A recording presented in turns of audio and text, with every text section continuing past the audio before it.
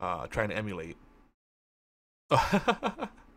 Heck says, "I'm gonna eat and take everyone else's pizza," and he's hitting up Doomplague for pizza. Dag. And there are people that they do go for that. It's like take what you can while you can. And if that's why if that's your prerogative, sure. That's probably the way most of the world works. The problem is if you keep taking, you destroy everything, leave everything in shambles, and then nothing else left for you to take. So it needs to be a balance to everything. So right now our top contributors on Geeky Antics Stream team are people like Obi-Wan X2, Fatal Blades, and even though he's been really busy work, Beard and Hat, and it's Beard _ hat, great guy. BFT9000, love that guy, even though he likes to rip on me really hard. Yeah, BFT, I'm talking to you. For the love of T-Kill, Morgana Freya and her daughter Jordan. These are some of the folks that they don't even have to be told. They're like, hey, I want to stream on the Geeky Antics channel because I want to build up this thing for us that will ultimately make us put in a better position to help everyone. And by helping others, I help myself. They make that connection without having to be told that, and it's simple mathematics if you really think about it. If 10 people, let's say you have 10 streamers, right, or 10 podcasters, doesn't matter, but it works the same way. But let's just streamers for now. All right, we have 10 streamers. We have more than that in the team, by the way. But let's say we have 10 streamers, and they each have 100 followers. And of those 100 followers, 10 are, super active. These are pretty realistic numbers. You always have a 1 in 10, and a 1 in 10 within that 1 in 10. And that's how conversion rates tend to work, if you're lucky. Or let's say they each have, let's make it up, more realistic. They each have 1,000 followers. 10 streamers each have 1,000 followers, but 10 of them are consistently going to their channel, right? Now, what happens if those 10 people bring each of their 10 regular followers, right? That's 100 people. They bring them over to the team channel. In this case, we'll talk about twitch.tv/geekyantics. Or it could be twitch.tv/allgamesnetwork video. Make sure you check them out, too. For our friends over at allgames.com. But now there's 100 highly engaged people on one channel. And they start interacting with each other, right? Now they're aware of each other, and they start inviting more of their friends, right? And the channel's more active. Because here's the thing. Those 10 streamers may not be able to stream around the clock, or 5 days a week, or 7 days a week. But on this team channel, they could take different shifts and keep that active. And then what happens is the channel's running around the clock, and when the stream goes down, they get to host whatever the stream team members or the people in their community is streaming. And then they're sharing some of that audience, and it feeds into each other because now that place where they pooled all their followers, now that becomes a lot more pervasive. It's going up on it because Twitch is very, very simple in the way it manages discovery. It just puts people with more viewers higher up on the list. It's a silly system. There's no way to filter it, sort it out. Nope. So if you actually like channels with smaller audiences, more highly engaged audiences, you have to go through all the lists that have thousands of people and lots of spam and go to the bottom until you find the people that have actually nice, tightly knit communities. But anyway, it feeds into each other like that, and you become more pervasive. Then you can share. You can share. You still create your brand. You could have your chibi or your avatar or your little logo on the team channel when you're streaming, and then send people for the after party to your channel, or do your own stream and then send them to the team channel when you finish doing your stream because you're gonna stream over there, and it becomes a nice little cycle, and it can be so seamless. It's such a simple thing, but people don't get it. But I do. I still love all of you. Cupcake Noms, Cupcake Envy, Janelle Number 5, aka Genie Slays, The Worst Radio Show, Renee Bones, Aussie Geek Show, all great people. But a lot of times people say, well, why aren't they streaming to the Geeky Antics channel? It's like, well, some of them, they don't have much time to stream, so they figured they'll just focus on their channel, and I can appreciate that. If you only have let's say 4 hours a week, or your schedule changes around a lot, you can commit to a rotation. Then, you just stream to your channel when you can.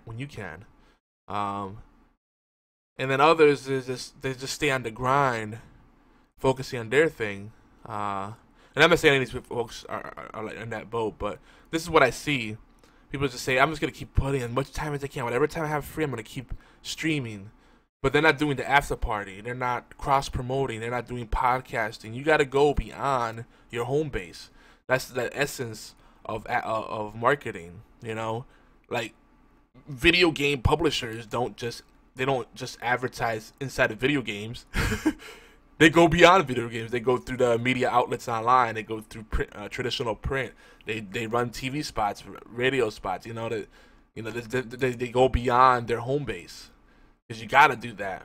Of course, what they don't get is doing something more than just self promotion. It's all about me.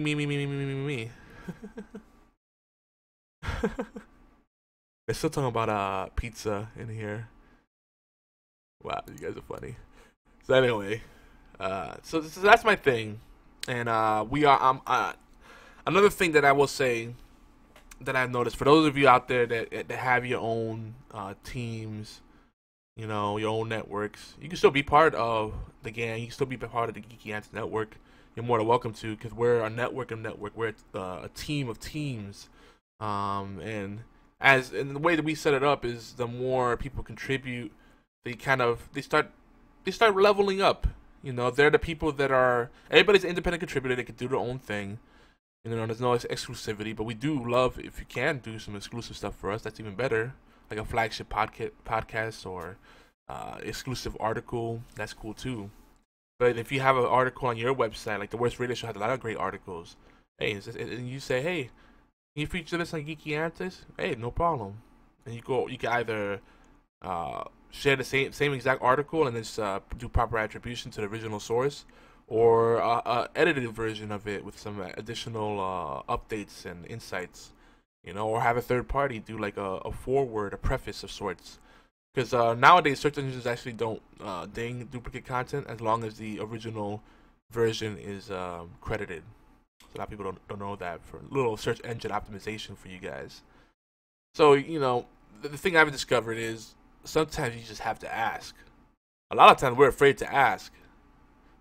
There's people that are just ask too much. Like, there's people that lurk in channels, or they see when a channel's doing really well, and then they go in the channel and they link. They just link. They don't say hello. They don't, try to get to know the people. They're like, here's my link. They don't even say visit my channel. It's just there's not even a call to action. Just a link, like this. Boom. I'm just gonna leave this here, and then they leave the channel.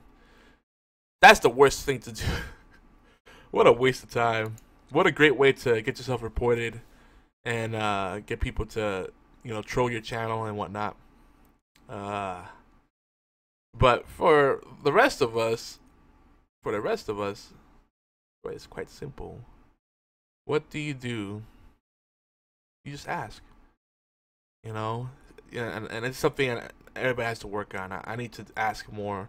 The thing is, I try to ask a lot in a group because I can't afford to individually ask people to do stuff. I just got too much going on right now. But I'm trying to automate as much as possible so that things like that, when you do have to do that one-on-one interaction, you have the time to do that. And that's like ongoing process for any organization. But sometimes you send an email blast out, or you have a Skype chat, or you're on TeamSpeak, you have a team meeting. And I noticed I've worked in Fortune 500 companies. I worked in crappy startups. I've done freelance work left and right. I still do. And one thing is always consistent. The most effective way to get things done is to ask people individually. So you can still have those team meetings, but until you until you ask one person to do it, now this is the problem. You worry, and I know I do. You worry that if you ask someone to do something, you set up a single point of failure, and now that burden's on them. But the thing is, you actually create more urgency for that person because you asked them specifically. So how do you go about that? Some people say it's buttering them up, but it's not that. You empower people, because a lot of people really underestimate themselves. even the people that seem really cocky and full of themselves are actually really insecure. So you let them know, hey, you did a really good job with this thing, or I love how you do this. Can you help me with this? I need you on this. I think you're the best person for it. And that's the kind of way you do things. And it's something you have to constantly work towards, because think about the last time you felt unsure of yourself, or you lost some momentum. Imagine how different it would be if someone just said, hey, I love what you did with this. Like, out of nowhere. They don't even want anything in return. Like, no ulterior motive. Like, you did a really good job with that. That was awesome. Good job. They're like, whoa, someone noticed. And then if you give them the opportunity to do that again, then, more than likely going to say yes. Don't manipulate people, but definitely, words of encouragement go a long way. And if they say no, then no problem. But you tried at least. But the thing is, if you don't try, you'll never know. So just ask. That's something I'm going to be doing. I got a bunch of people in mind for different things. I'm going to start just buttering them up like a nice bagel. No, but seriously, I'm gonna ask people. There's certain people that I know will be great at certain things. Cause then, like, a lot of times I'll ask people, hey, take a few minutes out right now and just leave some comments on the different articles that everybody wrote, and no one does it. It's like, well, I don't really write, and there's always excuses. Like, I don't know how to use comments. Like, what? Welcome to the future. Yeah, there's always excuses, and it comes down to people don't see the urgency until you ask them directly. At least that's my experience. What do we got here on the chat? Coffee time. Heck says he's a team of one. Alright. It's good to know. And they go my dogs being crazy again. Our dogs are real jerks sometimes. This is why I don't like small dogs. I like big dogs. My dog Lila, she looks scary. And she's really huge and muscular. She's a sweetheart, and she doesn't do that. When she barks, there's a real thing you need to check out. A delivery, someone walking in the backyard in the middle of the night, someone messing with the door or window. When small dogs bark, you don't know whether to take it seriously or not, because it's the boy crying wolf kind of thing going on. Anyway, so that's what we're doing here with the Geeky Antics, particularly the stream team. And I hope that for whatever you're doing, you can apply some of those principles, in your organization, your mission, your vision, whatever you're doing. But let's talk about the tech of what we do. Now, a lot of times when people think about the tech for podcasting or the tech for being a streamer for video gaming, we're gonna use those two examples. They think it'll cost too much, right? And I saw some funny articles. I gotta post both of these. They go to dogs. Actually, I'll just post this one link, cause this one cracks me up.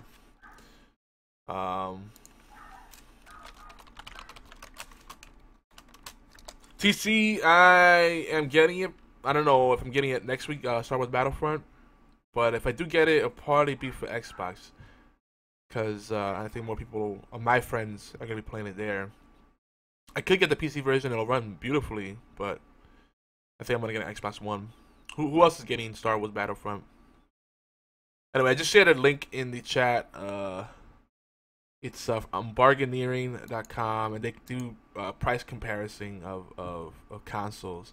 Now, the thing about economics of gaming is people really don't compare apples to apples. So they have the PS4, the Xbox One, Wii U, and the PC with their old prices.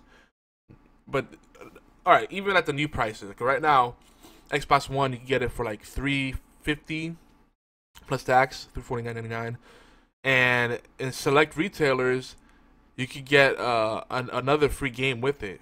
So you can you choose a bundle. Those are like $399.99. Yeah, I believe that's the price point for them. Or you might be able to get $379.99. Still a good deal.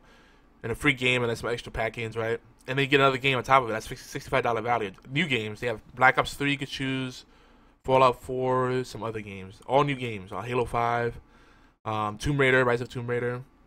It's a good deal. So anyway, the price point This is the thing. For the price point on the PC, they have it as $14.50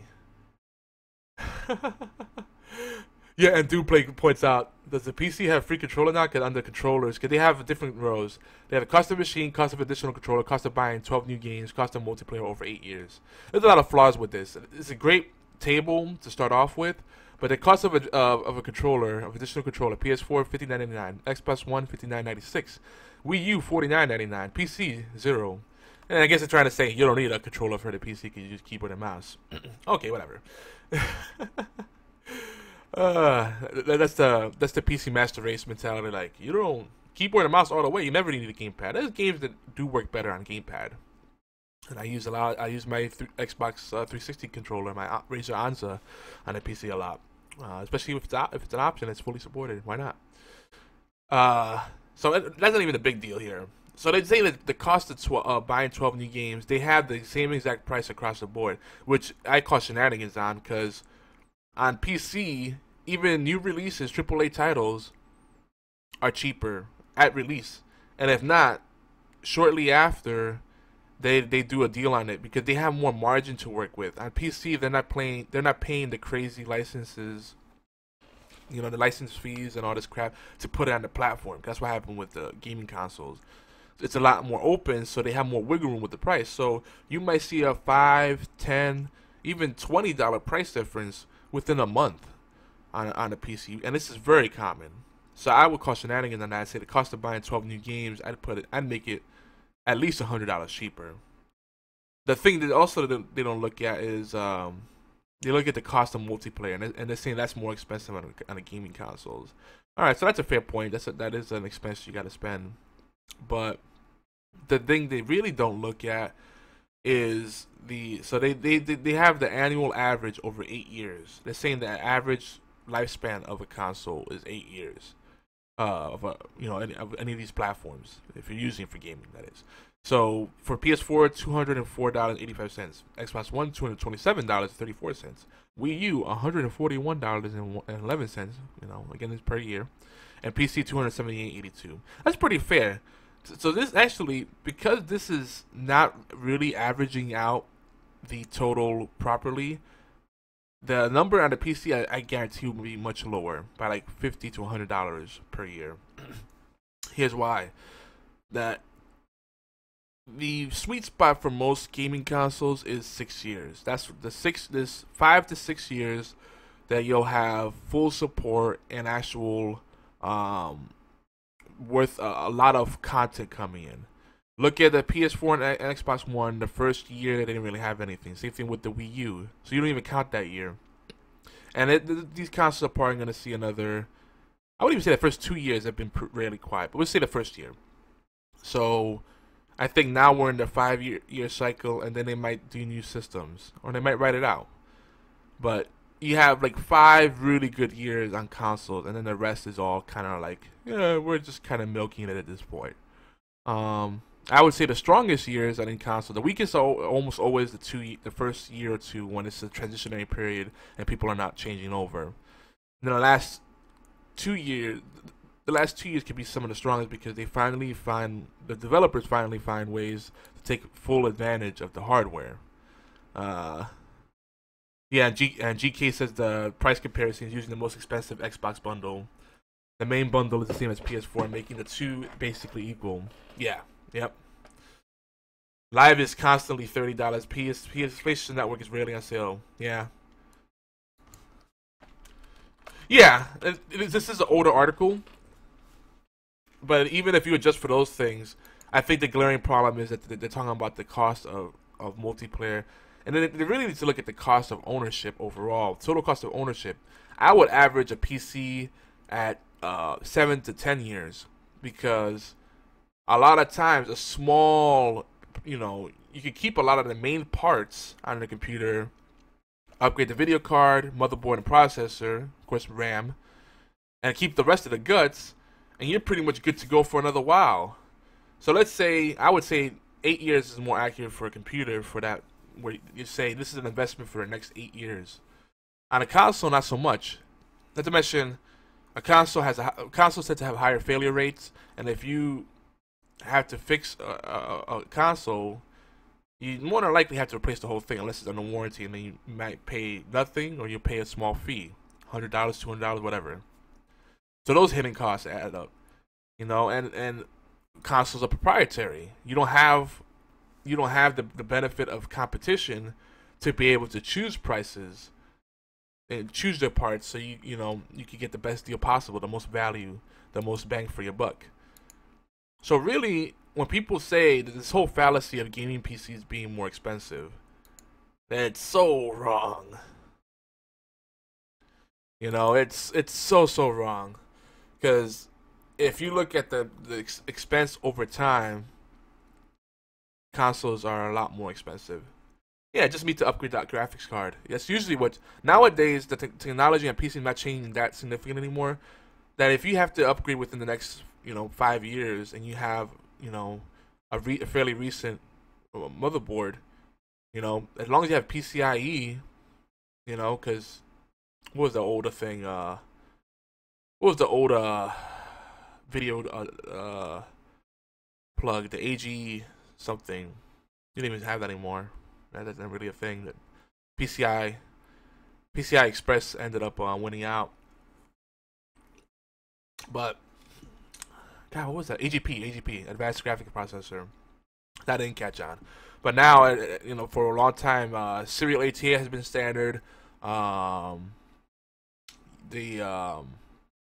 else is a big thing? The sockets haven't changed that much, at least on AMD side. On Intel, they're always changing. It's like, oh, this is LGA, this is LGA 557, this is 775, this is socket A, this is socket B, socket 7. On the AMD side, they're pretty consistent with the sockets, more so than Intel at least. But the point is that you could usually upgrade your PC and still be relevant.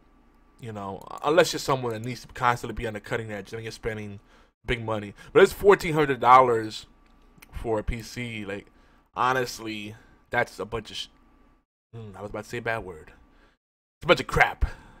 That's what I'm gonna say. It's a bunch of sugar honey iced tea. Cause, I mean, the average person not spending that much for a gaming PC, even a really beefy one, that's more on the high end. And that's probably someone that thinks you have to have water cooling, but they're not overclocking the processor because they have no idea what they're doing. It's like, herp derp. Oh, man. So what we got here? Blah, blah, blah, blah. Sugar honey iced tea sounds unhealthy. But honey is healthy, so it's fine. Yeah, there you go. That's good logic. Anyway, see, I've helped spec out PC builds for friends and clients alike, and even with just initial price hunting, like price comparison. So they're using something like PC Parts Picker, which you don't want it to be your only stop, but it's a good baseline. I'm talking $600 to $900. You could build a nice computer, really nice computer. It's not gonna be bleeding edge, So if you're into proverbial penis comparison, and I'm sorry for the metaphor, but you're not gonna get satisfaction out of that. But it's gonna be a real nice computer, and it's gonna last you a while. So this really, if I'm gonna have to do the math on this, adjust the numbers. Maybe I should do it right now. So let's just say, I gotta do this now. I'm just too curious to see how much the numbers will change. So we're gonna say, I'm gonna be nice. I'm gonna say $1,000 for the PC, and that's gonna be really good. That's still on the high end. Cost of buying new games. So plus cost of buying new games, not $779. 12 new games. Now I'll say, let's put a nice even $650. We'll say $650. All right. Alright, and that's for 12 new AAA games. Cost, additional controller. Alright, we're gonna assume you don't already own a controller that you can just plug in through USB or Bluetooth or whatever into your PC. So, one additional controller, we'll just put that at, we'll put it at $30. You can get a SideTech or a Logitech for that price. Alright. And then Multiplayer over 8 years. Yeah, this is still. That puts it at 1680. Now divide that by 8. That cost puts the cost of gaming PC over 8 years at 210. All right, now that's the average over per year. That's your yearly ownership cost if you distribute the cost. Now let's take a PS4. So $399. Let me just use their numbers. $399 plus $59.99 plus $779.87 plus $399.92. All right. Oh, I should have just kept the total. I don't know why I did all that. I'm gonna divide that by 5, because I think that's the sweet spot where you have full support and actual content coming out. Not to mention, on PC, you have tons more content, tons more options, and I would say it's quality. A lot of people say, oh, most of it's crap. Okay, whatever. So that puts the cost of ownership per year of a console 327 at 327 76. You're looking at increase of at least 50% more to own a console. So I think I just made a very compelling argument that PC gaming is better value, and then you get the benefit of being able to do podcasting and streaming if you so choose, and that's what we do. That's what a lot of us do, right? So speaking of the tech of the PC, so not, just a few quick things here I want to note before we talk about some video games and start wrapping up.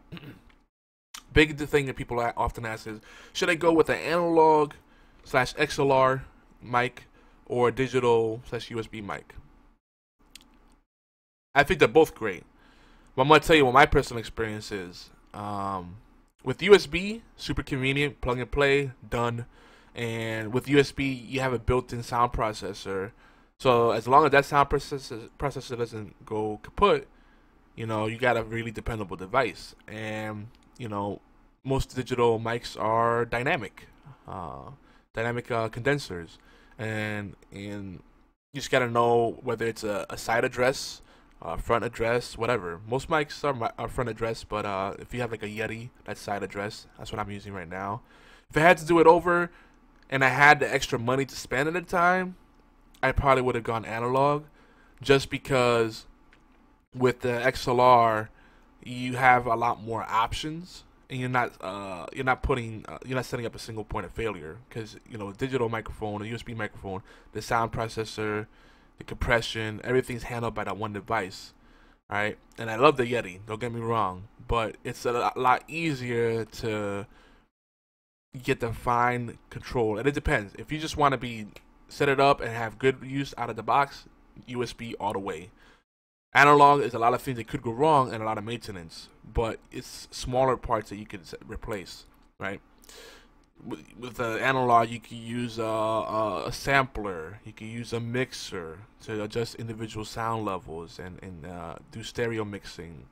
So you can have multiple microphones or multiple audio sources and individually adjust the things on the fly. Much easier than if you had a second sound card or any other kind of thing. Yeah, Yeti is very, very good. I would say Yeti is still a pro mic. I would not pay $200 or $300 for the Yeti. I got mine for $100, and I think that's where it's really good. I think if you're spending that much money, you might as well get something like an Audio Technica, which is really good, professional quality for a fraction of the price, or go for like there's some Samsung mics out there that are great. What's the other one that people were talking about? The Shunes, I think they're called Shun or Shone, I forget. But there's a lot of options out there. See, another thing too, for on-the-fly compression, because a lot of, like, if you're doing live stuff, it changes things a lot. Post-production, we have much better sound quality. People that listen on podcast feed, because we do a lot of compression after the fact and cleaning up the audio, noise removal, click removal, truncating silence, and just overall compression dynamics. So you get the low ends a little higher and the high ends a little lower, so that you don't have really high peaks and you don't have people that are whispering under a bunch of loudmouths. And so compression is very important. The thing is, when you use a USB mic, you're often limited to using software compression, and unless you're using a really expensive software solution like Wirecast, which is super expensive but really good, or Soundflower, or what's another one that does it? Any of these DSPs that are optimized for live stuff, they tend to be expensive. You're talking about spending anywhere from $400 to $800, and that's probably to be generous. You're limited to that, whereas with the analog, you could run it through a mixing board, or you could use something like I think it's the Behringer Shark. That thing is a nice piece of kit. I've played with it. It's like it usually goes for like 100, 150, I believe, but I've seen it on sale for like 70, 80 bucks, and it's a little box that you run your XLR cable through, and then have an XLR out. I think it has some other input outputs, but those are the main ones. It has stereo mini plug to support as well, I believe, and it has a little monitor jack if you want to monitor the audio quality at that point after it does the compression, so you can see how it sounds. You could do that with a mixing board as well, but you could do it after the point of the compression, so you can hear how the quality is. And what it does is this little box lets you set up a delay, so you could you have enough time to like bleep something out if you have call-ins, or you could make little tweaks on the fly, little neat things like that. Ideally with that, you probably want someone dedicated to like monitoring the quality on a separate headphone. You don't want to listen to that while you're having a real-time conversation with someone. It's very confusing, but you can do it when you're testing and preparing to see how it sounds. But it lets you do compression, so you don't have people that are super loud and people that are super quiet, and it's unlistenable when it's live. So it really depends whether you're doing the live or pre-recorded stuff. That makes a big difference. But again, with the analog route, you're looking at getting a mixing board. At least I would say get the Behringer Shark if you're really serious about it. And you're looking at spending, maybe 2 to 3 times as much. So USB is the best bang for your buck. But then when you look at it at the total cost of ownership and what you want to do over time, imagine if you're stuck with this USB mic and you want to switch over. Now you spent that money and you can't switch it over to a different solution. So just like when you're building a PC, you gotta have foresight of what your needs will be, and what you want to grow into.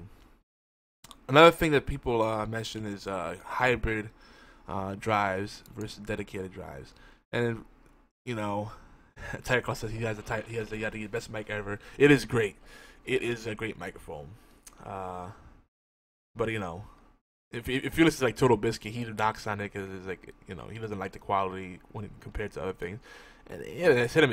Some people love blue stuff and some people hate it. But it is a great microphone. It's great value. It's you're getting all this hardware in one thing, because you don't need a mixing board and all these other things, because it pretty much handles all that stuff for you. But if you want to fine-tune control, that's the thing. So hybrid versus dedicated. The hybrid drives are pretty cool because it takes a solid state drive and a mechanical drive and puts it in one device. And the promise is that you have unified cache and more processing power, so that effectively you get a more seamless use of the drives together. What I don't like is that it seems like it sets up a single point of failure. I also feel like it would make more sense if you saved money by combining two devices, but from what I've seen, they're more expensive. The other thing too is that they don't perform as well as a dedicated device. I've looked at a lot of the benchmarks and reviews. It's better. It seems like across the board, it's better just to get a dedicated social security SSD solid state drive for your operating system and your key applications you want to run really smoothly, and then a nice mechanical hard drive. One thing I noticed too, I think Western Digital all the way.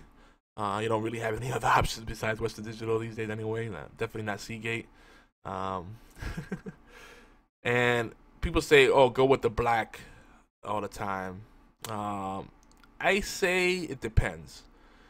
The blue series, if you let's say you get the blue 1 terabyte hard drive with the 64 megabyte cache, right, and serial AT, SATA 3, same thing as the black, right? So they're pound for pound the same thing, but it's about, depending where you get it, it's anywhere from like a 10 to $60 difference. And I would say 20 to $60 difference. And is it worth it? Well, here's the thing. Here's the differences.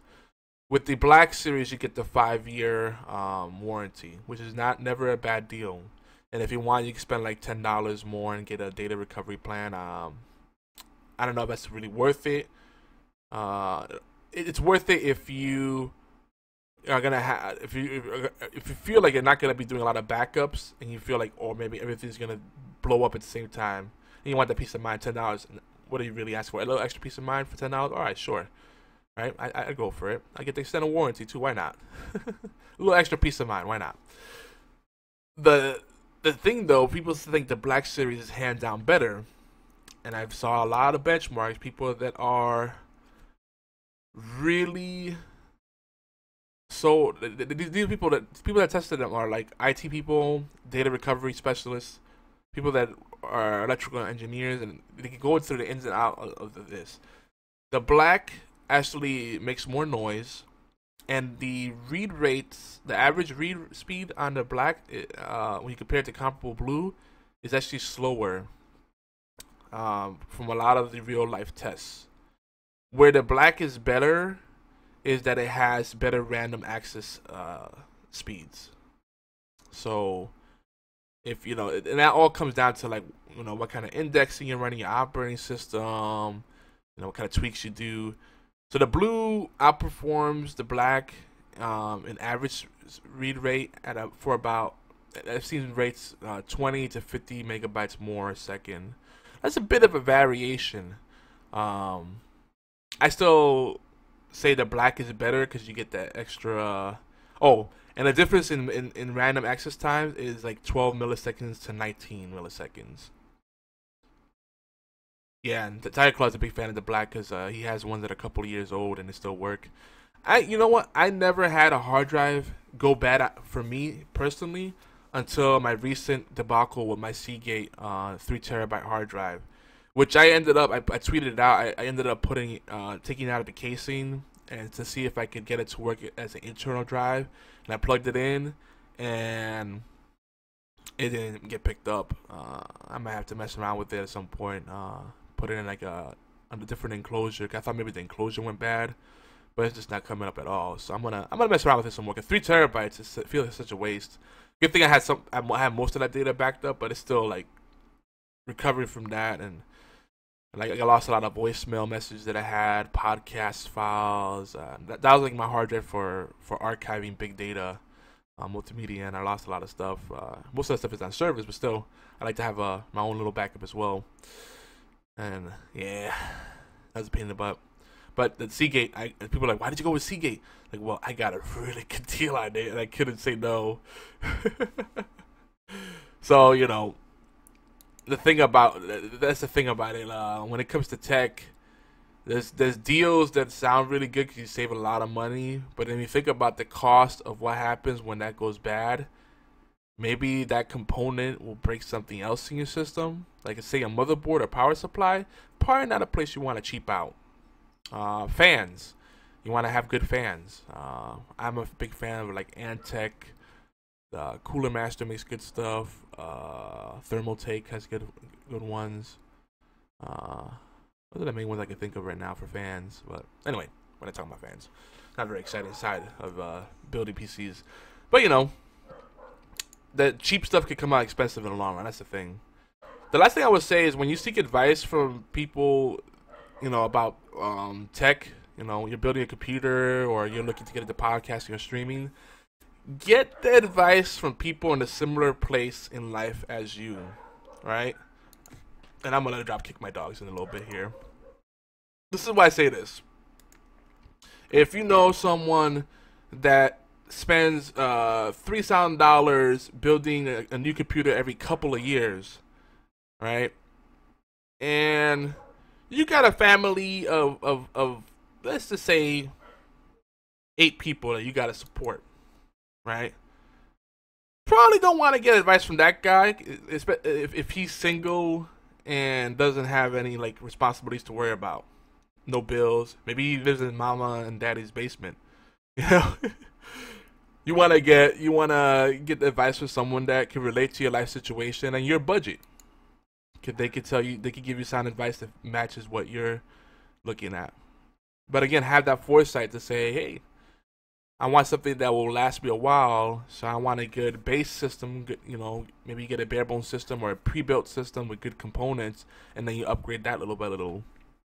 What determines how upgradable a computer is the case, which you could always change the case pretty easily. But you want expansion bays, lots of room inside.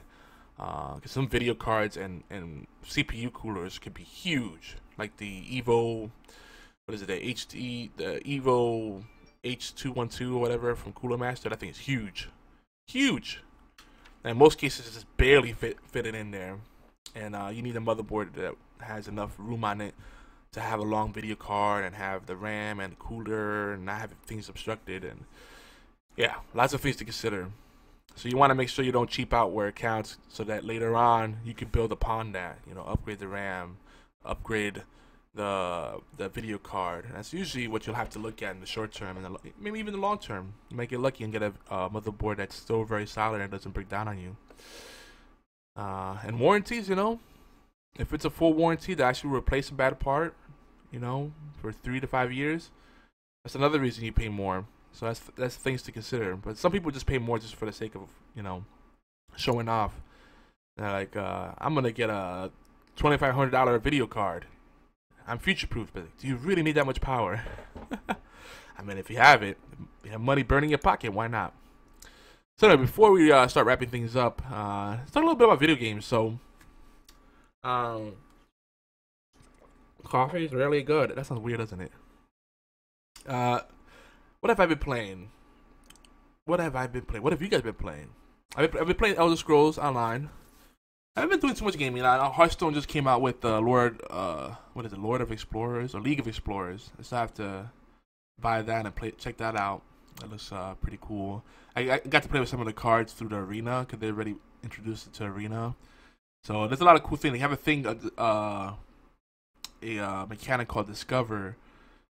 Instead of being draw, when you discover a card, it gives you 3 of whatever that thing is. Like it says 3-cost minion or a 3-cost card, whatever, and then it'll show 3 choices, and you pick the one that you like, and then it goes in your hand. So it's better than just drawing. It's kind of like the hunter with the tracking. So now the hunter is even less cool because it's not unique to the hunter anymore. The Hearthstone, still a fun game. The fact that the mobile app is so good. A lot of people that normally would not play Hearthstone are playing it a lot because of that mobile app. And the fact it's an Android now, not just iOS. So Hearthstone is always a go-to. And it's a great community gaming game too. Too bad they need to have tag team games. They need to have 2v2 or 4v4. They need to find some way to get more people involved. Because Hearthstone would be perfect for viewer games if you could actually play with people and feel like some sense of progression or getting everybody involved at least, So I feel like that's a missed opportunity, but how can they do it? I don't know. With Elder Scrolls Online, my biggest issue has been when we do the PvP and we go into a Cyrodiil instance where it's not non-veteran, so it's veteran people are allowed. It is rough because the veteran people, they're so geared out that even with the way they balance out the skills, like everybody's kind of pretty much on the same level with the same stats.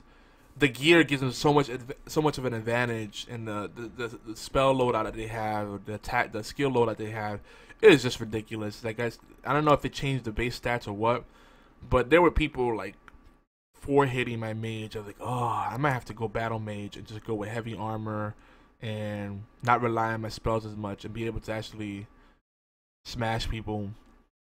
I don't know, because I might have to have a separate build just for PvP, so we'll see. Because I was just trying to be like a traditional mage nuker, for the DPS. And once they get rushed and focused, it's like GG.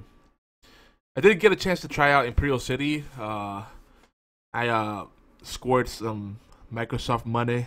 It is no longer Microsoft points through some of those like survey things you do and Bing reward type things. So I had a little bit of money in there, and I got some crown points, and I got some stuff at the old school, and I got the Imperial City. And I gotta say, pretty cool.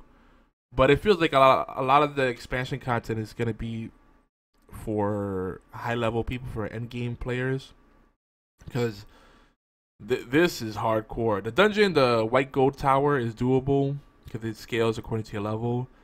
But you still need a group there, of course. But going through the Imperial City, even the NPCs are hardcore, and it's Gank City. It is Gank City, but it's cool just being able to explore that area. I didn't make it too far, but what I saw was pretty cool. So now I have to really level up. I'm gonna try to play the Elder Scrolls more. I'm getting back into it, and now I'm finally getting some good drops. And some people in my guild are able to craft epic gear, which is actually easier than you're getting the drops. There's some things you can't, most things you can't craft, but there's some good sets you could craft, like the Seducer's set, what's it called? The Fire Grip or something, I think it's called. I can't remember their names, but they have a lot of cool armor sets you could craft, and they'll hold you over until you get the really good drops.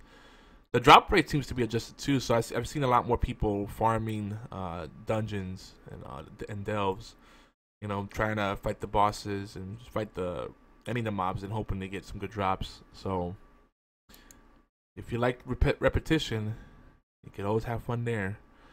Now for community gaming, I want to recommend a few games, and I want to know if any of you have them. Tweet me at YogiZilla.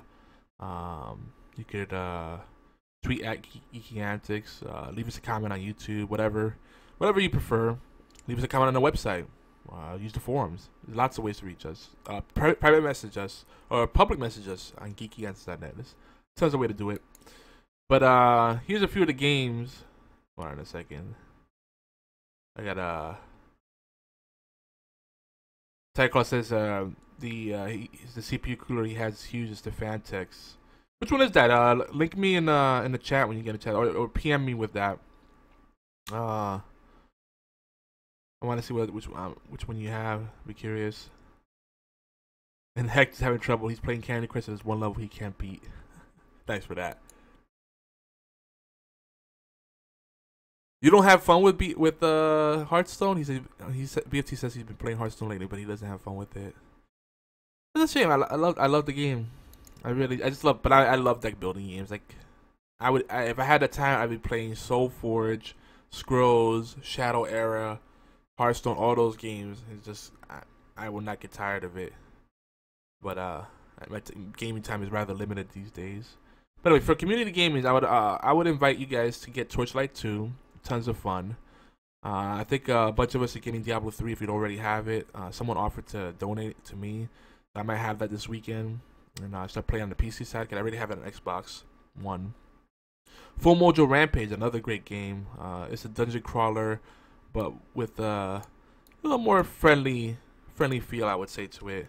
For party games, the Jackbox Party Pack 1 and 2, the $24.99 each, a little steep, but there's a lot of replay value there.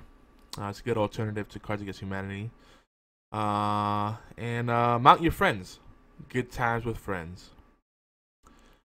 Oh, you didn't miss too much. I was going on about PC tech and the nature of teamwork and the stream team and how things work if people collaborate together. That's pretty much it. But I'm starting to wrap up, right? But don't forget, folks, do sign up for the Red Alert 2 if you're listening live. Red Alert 2 tournament on allgames.com if you want to be part of that. BFT is recommending Blood Bowl 2, so I'll put that in the list. Anything on multiplayer, I don't have that yet, but he said he wants more people to kill. I mean, he means people to play games with. Yeah, that's the Warhammer game, right? It looks pretty cool. I've been looking at it for a while. That series for a while. So this week, Star Wars Battlefront comes out, and in December, we got Rainbow Six Siege. February or March if it gets delayed. Battleborn, Doom 4, and The Division in March next year. I'm super excited. Those are the games I'm looking forward to as far as multiplayer goes, like, and big releases. But yeah, I feel that covers everything for today. Is there anything that I wanted to mention that I missed? No. That pretty much sums it up. Now, if you guys are on Xbox and you have Elder Scrolls Online, add me, Yogizilla, or just add me period on Xbox Live. Ooh, and the CPU cooler that Tiger Claw's using requires 2 fans. That's crazy. I'll look at that after the show, just in case I get excited by it. Hold on, I'm pulling it up. Just look at. I'll look at it now. See, something went wrong. It didn't work. I guess we're not friends on Facebook. Send me it on Facebook. Are we Facebook friends? Yeah, by the way, you guys can have me on Facebook. I'm Yogizilla on there. You can find me on Geeky Antics Facebook page. Facebook.com/Geeky Antics. So yeah, Blood Bowl 2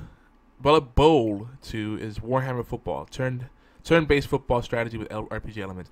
I actually like that a lot. It's great making a team, naming all of your players, and crying when they die.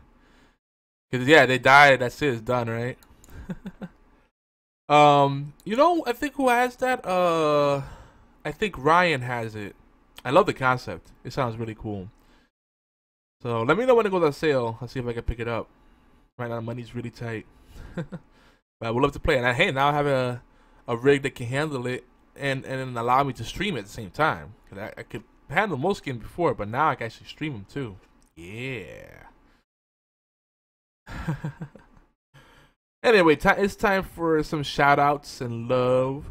We're gonna ask you right now just to check out our sponsors at geekyantics.net for such sponsors.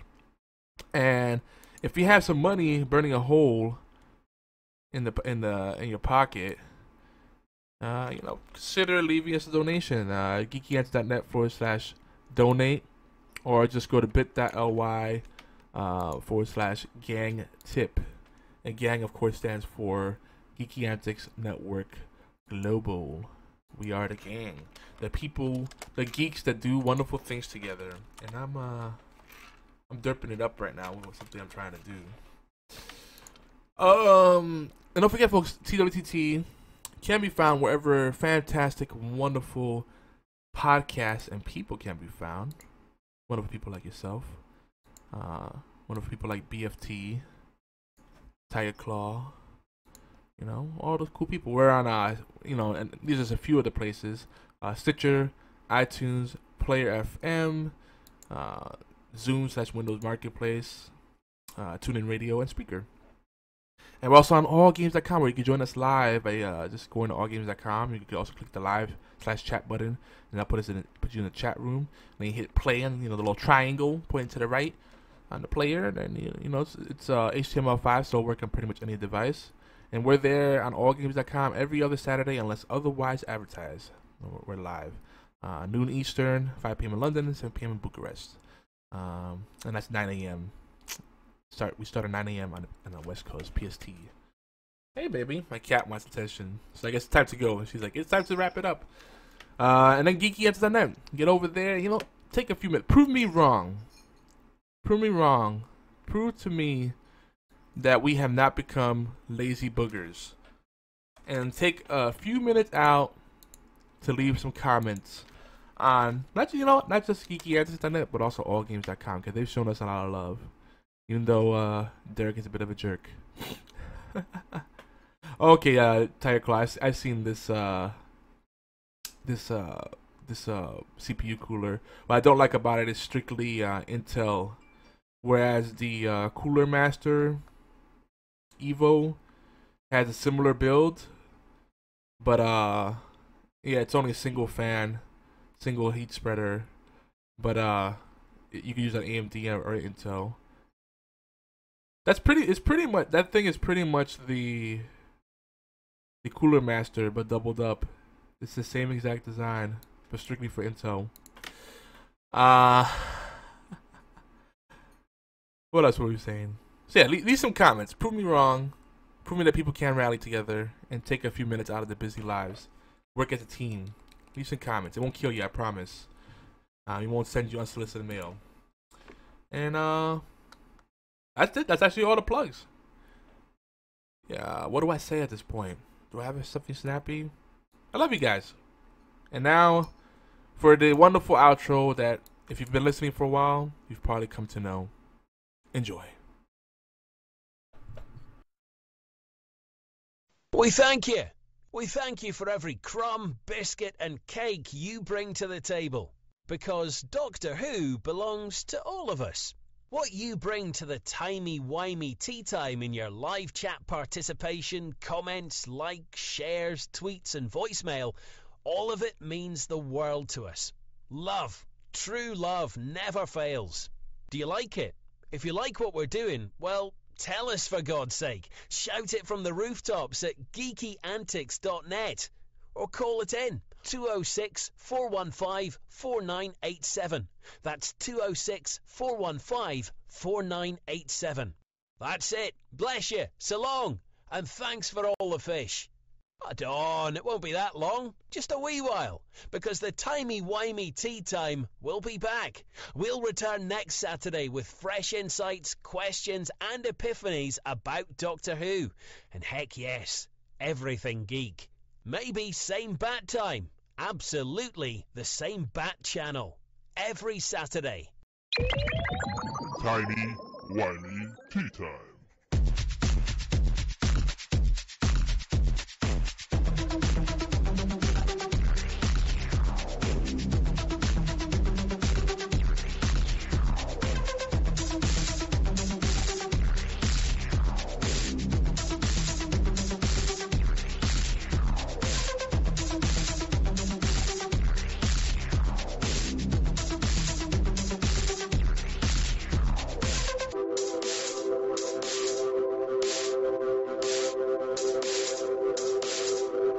Me gusta.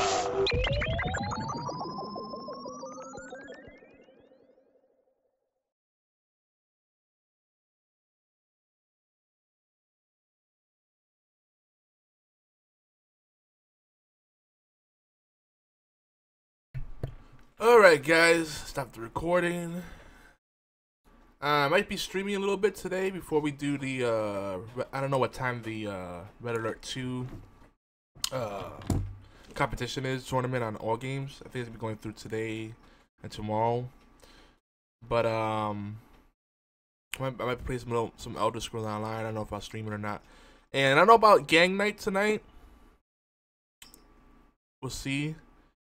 We gotta find a game we all have that we all want to play. It might be Heroes of the Storm, might be Diablo 3, might be the Jackbox. We'll see. Let us know if you have any preference, anything you particularly would like to play. I don't know if anyone's hosting it tonight, so we might skip it tonight. We might. Got a lot of stuff going on this weekend, so we'll play it by ear. Keep an eye on my Twitter feed at Yogizilla and at Geeky Antics, and tweet us back. We'll keep the conversation going. But I'm out here for now, guys. I'll catch you in a bit. Peace.